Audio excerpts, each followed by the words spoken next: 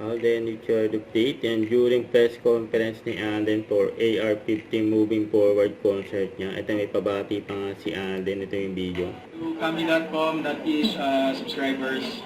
Keep on subscribing guys. Merry Christmas. Ingat kayo palagi. See you soon. Yun o. Saka ito. May pa-Whimsy. Stop toys pa nga si Alden sa mga press. Mula sa Casino Plus.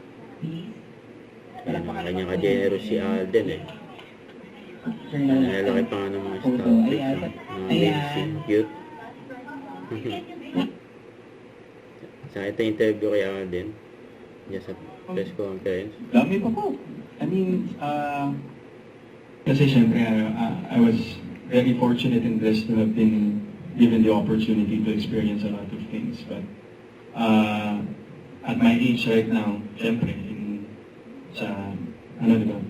sa deadline natin mga Pilipino, syempre, first yung settling down stage and yung paghahanap ng tamang partner. Siguro yun yung kulang, but siguro hindi ko siya tinitingnan kasi as a kakulangan po sa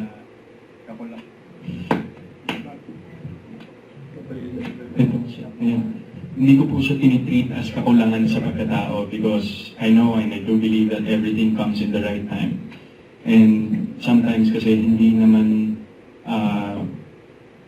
siguro kaya hindi pa dumadating yung mga pangyayaring yun sa buhay mo is because you're still part of the process. And syempre, I believe in the process and I just go with it because siguro right now, baka iniisip din ng pagkakataon and of course ni Lord na when it comes to that aspect of settling down, baka it's not yet time for me.